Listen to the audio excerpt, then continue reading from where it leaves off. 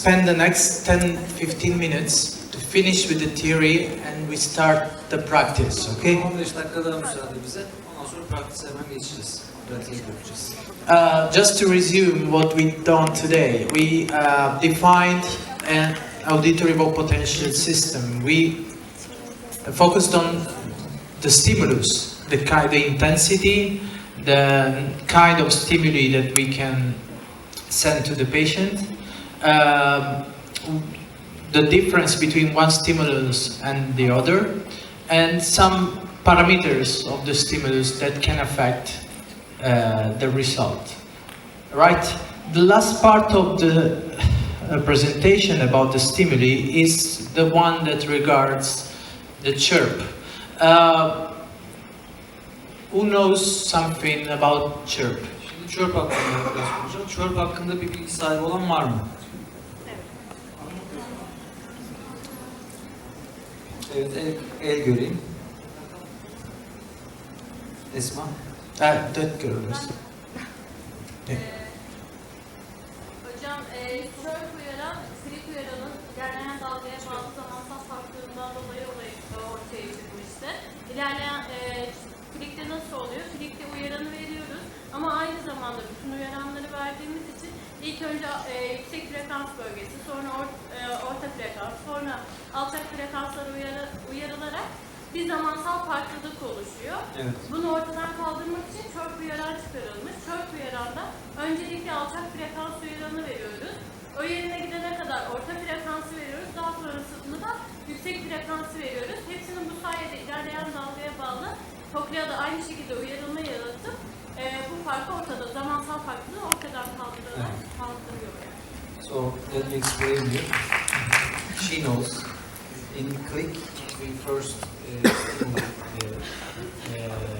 high frequency, middle frequency, and low frequency. But in the chirp, we start the low frequency, middle frequency, but right after. And so there is no time difference between when you stimulate the cochlea. So at the same time you stimulate all frequencies. In the chirp. Okay.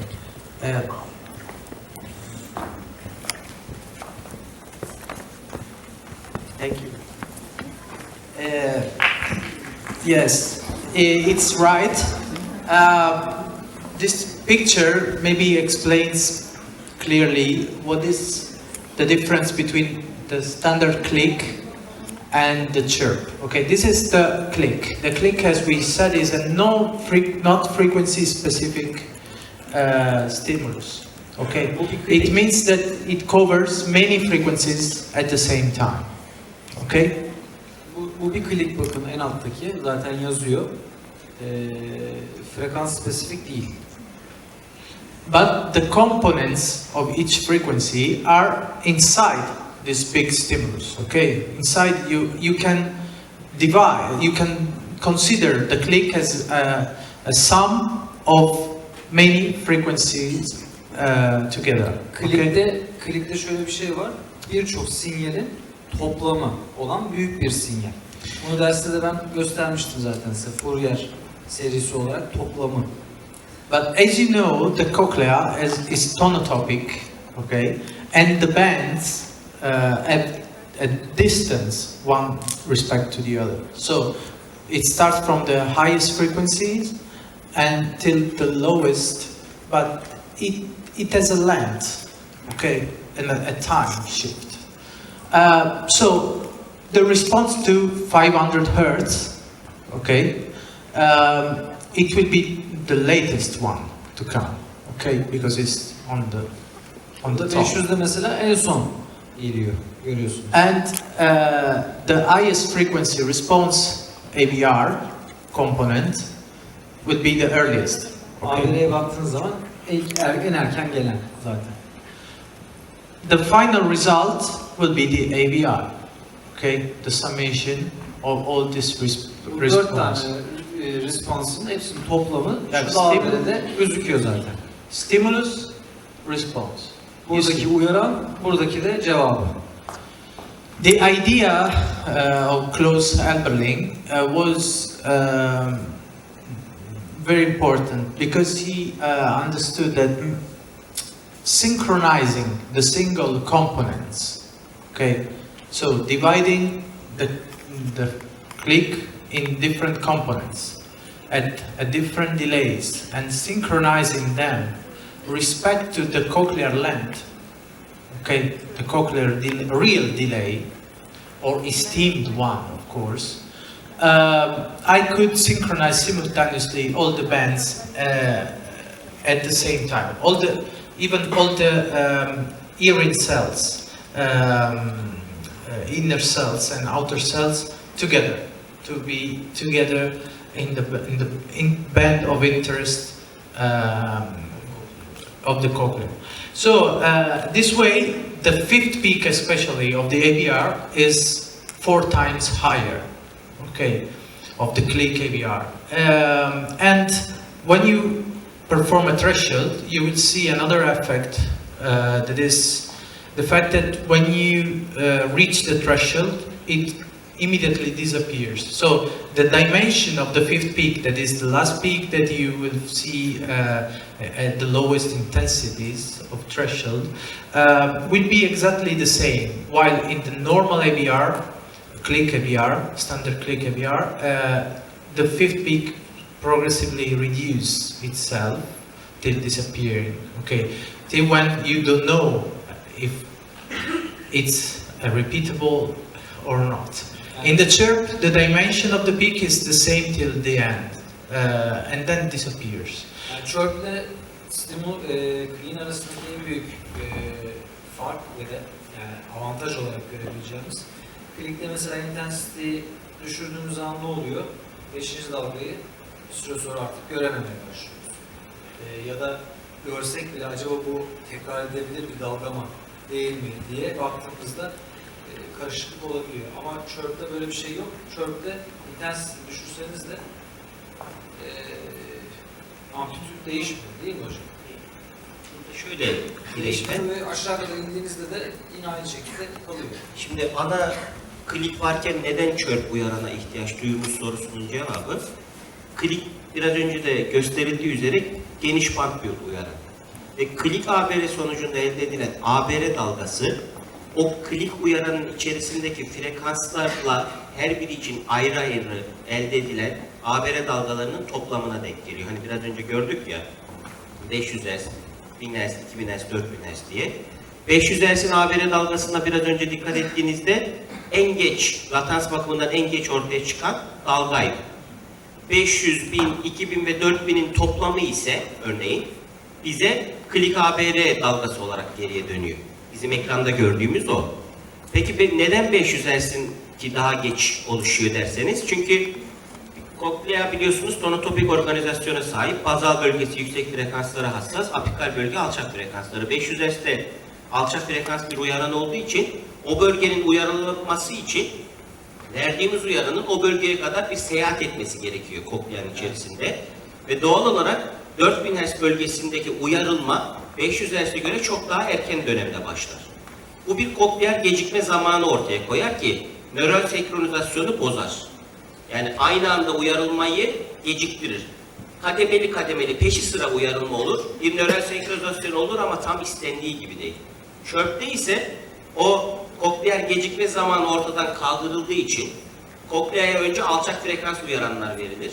Onlar kendileriyle ilgili apikal bölgeye ulaşana kadar yüksek frekans uyaranlar da kokleaya girmiş olur. Böylece tüm frekans bölgeleri aynı anda uyarılır. Aynı anda uyarılırsa nöral senkronizasyon ne olur? Artar. Bu artma dalgaların morfolojisini düzeltir. Biz eşik tahmini yaparken 5. dalgayı buluyoruz ya. 5. dalganın amplitüdü kliye göre daha fazladır. Evet. Ve uyaran şiddeti düştüğü zaman da etkilenmesi kliye göre daha azdır. Ne işimize yarayacak? Özellikle eşikten eşik tahmini yaparken daha doğru eşik tahmini yapmanıza olanak sağlayacak ki klinik açıdan önemlidir hocam. Teşekkür ederim. That's the morphology of the chirp, the broadband chirp. As you can see, the lowest frequency starts and then it becomes high frequency. Okay, the perception is exactly like a click. Okay. Bakın burada da görüyorsunuz zaten sinyalin, chirp sinyalinin morfolojisini. Düşükten başlıyor ve yükseğe doğru oscille etmeye başlıyor. Yeah, for a developer, we are engineers, okay? We developed the chirp in our system. But according to me, yeah, you should have a good a good researcher inside to perform a good formula. But it's not that hard.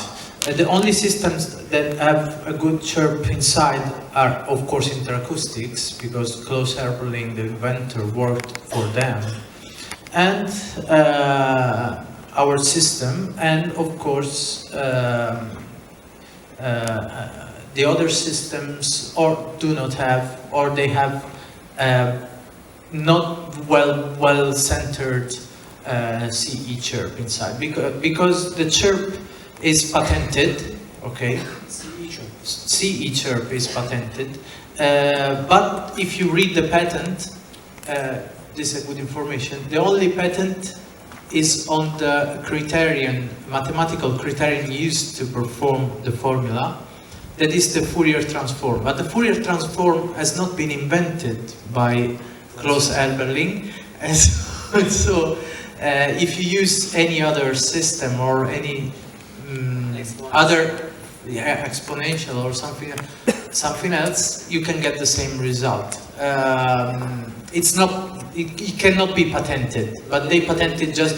That's my idea. Everybody wants chirp, but if you want my opinion, it's not that useful as they say. Okay, because it's a marketing operation, because you have bigger responses, but the larger use that you can perform with chirp is the threshold. Okay, but the threshold, the most accurate threshold you can do is by frequency specific stimuli. And if you use the chirp, you're using a broadband stimulus with a higher response, but with not frequency specific detail. And finally, the chirp will increase the fifth peak, but will damage the results for the other peaks. So neurologically speaking, it's not useful because you lose a lot of third peak, first peak, so you cannot use it at all as a good stimulus. It's just to show the marketing. Şimdi Burak hocamın da Julian'ın da söylediği gibi chirp'ün birçok avantajı var. Özellikle eşik tespiti değil. Ama son partide da söylediği Julian işte 1 ve 3. dalgaları kaybedebiliyoruz vesaire. Bazı patolojileri göremiyoruz. Ama ben bunu sınıfta da arkadaşlara da anlatmıştım. X bir marka, gerçi ismini söyledi Julian, interakustik markasıyla çalışan Klaus Elberling, işte chirp'ü ilk formülize eden ve cihaza uygulayan kişi olarak bunu patentlemiş. CE chirp diye geçiyor. CE'nin manası C ve E, yani Klaus Elberling'in baş harfleri. Ve adam kendi adına bunu patentlemiş ve interakustik firmasına satmış. Ve onlar da bunu şimdi uyguluyorlar ve işte marketingini yapıyor, satışlarını yapıyor. Şimdi herkes de chirp istiyorum, ben chirp'e bakmak istiyorum dediği için zannediliyor ki bir tek bu chirp denen illet bu cihazda var. Hayır, aslında öyle bir şey yok. Onlar Fourier series formülünü kullanarak chirp sinyali böyle elde etmişler. Biraz önce gördüğünüz sinyali. Mesela biz de eksponansiyel MATLAB üzerinden yaparak işte chirp sinyalini gördüğünüz gibi yapabiliyor. Yani herkes kendi matematik formülizasyonlarına patent koyamayacakları için siz de farklı bir yöntemle yine chirp'ü oluşturabilirsiniz matematik olarak ve bunu upload edebilirsiniz sisteminize ve sizin de bir chirp'ünüz olabilir. Yani illaki CE chirp olacak diye bir şey yok. Chirp chirp'tür. Nasıl klikse biri kliği Burak Öztürk BÖ klik diye de şey yapabilir de, Hocam biraz geç kalmış. Yapacağım hocam olsun. Zaten şu an aklıma düştü. Aklımda düştü hocam aklıma valla. Yani ama çörptür yani. Bu işte zaten birkaç firmada var çörp. Julian'ın dediği şu nokta önemli. Klik varken C olarak çıktığında neden böyle çıkıldı? Tartışıldı. Sonra C Chirp'ten sonra C Chirp Level Specific diye bir uyaran çıktı. Evet. Sonra dediler ki C Chirp'in özellikle belli bir şiddet seviyelerinde biz optimize ettik. Geri kalan şiddet seviyelerinde çok optimize etmemiştik. O yüzden de dalga formlarında farklılıklar oluyor filan gibi böyle bir mazeretler sundular. Julian'ın dediği o marketing yani pazarlama stratejisi buralarda devreye giriyor. Uyaranların kendine göre avantaj dezavantajları var. Bunu bilerek uygulamakta fayda var. Yani illa çöp dediğiniz şey illa ki C çöp olacak diye bir şey yok gerçekten de. Bu farklı firmaların farklı uygulamaları olabilir, oluşturulabilir de sıkıntılı değil. C çöpü kullanırken dikkat etmeniz gereken çok önemli bir nokta var. Özellikle nörodiagnostik açıdan bir değerlendirme yapıyorsanız C çöpte odaklanılan birazcık 5. dalganın büyüklüğü olduğu için 1. ve 3. dalgalar genellikle nasıl diyeyim harcanır diyelim. Nörodiagnostik amaçlı test yaparken de bizim için 1-3-5, 1-3-1-5'ler önemli olduğu için C çörpü kullandığınız zaman özellikle nörolojik değerlendirmede hataya gidebilirsiniz. O yüzden hala klik uyaranın nörolojik değerlendirmedeki yeri C çöpten daha yüksektedir. Bunu bilmenizi isterim.